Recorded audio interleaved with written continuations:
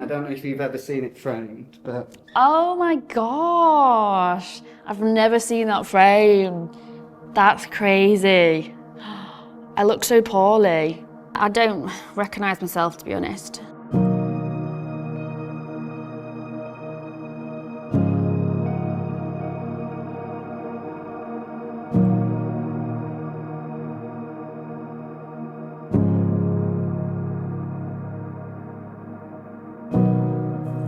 Okay, let's do it.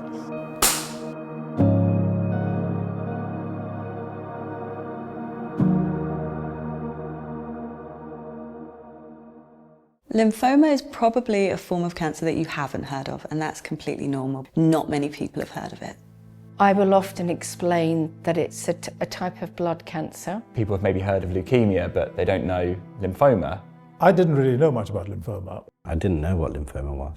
I didn't realise how serious it was until they literally said the word cancer. And I think even at that point, I didn't quite believe it. It's not like some other cancers that you hear about, the sort of solid tumour cancers where you might have surgery and people understand how that works. The first symptom that I picked up on was quite a large lump in my neck. I didn't have any kind of immediate visual signs that I was unwell. I had lots of infections, I had a couple of bouts of shingles, I was pretty tired. One day I woke up and I had a weird feeling in my chest when I breathed in.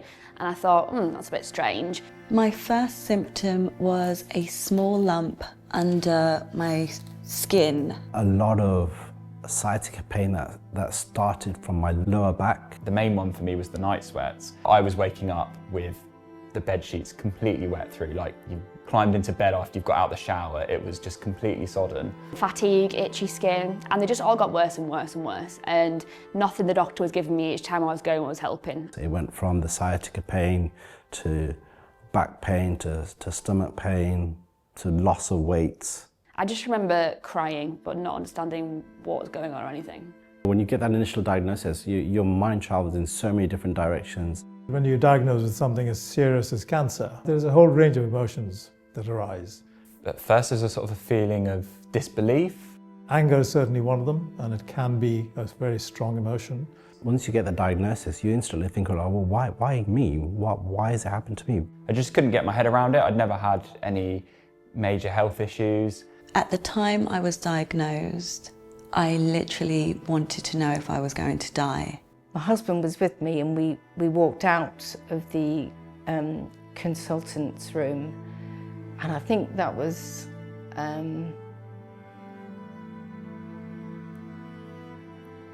really hard. You have to accept that cancer could be the reason that you don't get to live the life you dreamed. At that moment in time, it's terrifying because you don't know what you're about to go into. When I was diagnosed, I didn't need treatment straight away, and they put me onto active monitoring. When you're in active monitoring, there is a cloud of uncertainty which hangs over everything you do. With active monitoring, you know there's something going on that's not right, but we're not going to do anything about it. When you say you're not going to do anything about it, when are you going to do something about it? The answer was, we will wait and see. And that was a very considerable shock in itself. I now understand 15 years down the line that if you give treatments, you don't want to go through it unless you have to. I had 6 courses of chemotherapy and I wanted to tick them off, get them done like a to-do list. I felt great. I felt all right. I thought, this is it. That's it. Our chemotherapy is going to be a breeze. You know, I won't need to leave work. I wondered if I had it in me to get through it, to do it. When the second round hits, yeah, then you suddenly get a dose of reality of what chemotherapy is like. It sucks a lot of energy out of you. To not have the physical energy to navigate that makes it all harder. The relentless nature of chemotherapy is really tough. People don't want to see the really difficult parts of cancer. And then the physiological change kicks in. Hair loss, fatigue, changes in appearance. There's no one hard part, I don't think, of having lymphoma. There's so many different things. When I was learning about the journey that I'm going to go through, I knew I was going to lose my hair roughly around cycle 2, cycle 3 of chemotherapy. I think my expectation was I'm going to have chemo and all my hair's going to fall out suddenly and I'm going to be bald. A massive part for anyone, especially a young girl, I think, is obviously losing my hair. So I took the decision to shave it all off because it was easier. I actually made the decision to shave my hair off because I didn't want to find my hair, like clumps of hair falling out. I had the shears and I shaved my head.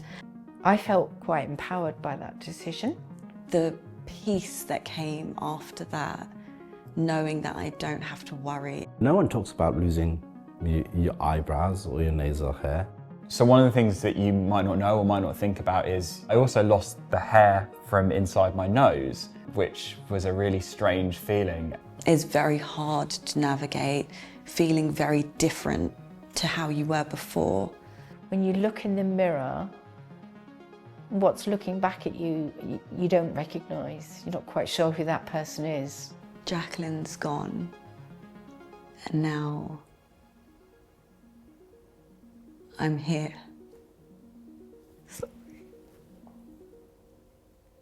You might not look yourself, you might not feel well, but this is all part of getting better and getting to the other side. Getting out of hospital and going into the real world was extremely hard. It might even be harder than being in treatment. Some of the biggest challenges were with mental health after my treatment. I felt really quite low, quite depressed actually. And then when it's finished, the enormity of it sometimes can hit you a bit hard, a bit in the gut. When you're in treatment, you're so nurtured, you're so cared for. So I was really, really scared of leaving the hospital. I'm so lucky to be able to have a normal life after cancer, but I think I struggled to get my head around that for a while actually afterwards. Everyone's path is different. Your journey is yours. Whichever way you find that works for you, that's okay. When you go through something like that, you're not totally the same person at the end of it. It's reclaiming who you are in a more profound way through the good, the bad. When I was first diagnosed, I thought my whole world was being torn away from me. I'd say that at the beginning I didn't think there were any positives. If anything, I consider it to have affected me in a positive way. It's allowed me to talk about things that I might have kept to myself. I am a better version of the person I was before. It's made me much more appreciative. I feel now that I've lived through cancer, I can live through anything. You're being confronted with something that is genuinely life-changing. I found it really difficult, particularly at the start, to take the information in because it's such an emotional roller coaster. I knew that I was in safe hands with the medical team. They were going to do it, everything that they needed to treat me. But there was something in myself, and what can I do? To someone who found out they've got lymphoma, I would say don't panic, and that's probably the worst thing to say to somebody, but it is the truth. If you feel any kind of symptom, just make a note of it and date it. The more information you have, the more you can present to your team and give them a better overview. For people that have lymphoma, one of the biggest, most important things you can do is talk to other people. It's so important for people to have a community when they're navigating cancer. One thing that I found really helpful was creating a WhatsApp group. It meant that I was in control of the narrative, communicate on my terms when I felt well enough to do so. The simple pleasures in life, it's what gets me through. Cancer is never a good thing. Life will change, but it's very possible to build a very active future life. All the good things about your life. Focus on these things, not the negativity, because that's a downward spiral. Wow, yeah. So this was me kind of at the height of my treatment, right in the middle. Yeah, I definitely looked very frail. The reality is that I was being treated and I was well on the road to recovery at that point. Anybody who's gone through this journey, at some point a similar picture would have been taken. When I look, it does bring back a time of considerable concern about the diagnosis in the future. This was the first time I went out bald. It was such a big, heavy moment.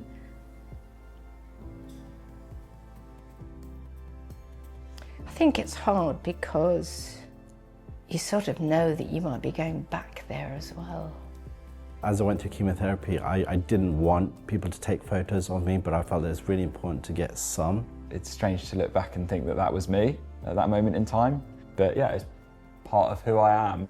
To sit here today and have the privilege of looking back, I wish I could tell her that it works out okay. I want you to know that whatever you're going through, however you might be feeling, it's not your fault. Although lymphoma and treatment can make you lose yourself, you can always find yourself again. Being on active monitoring doesn't mean that you've been forgotten.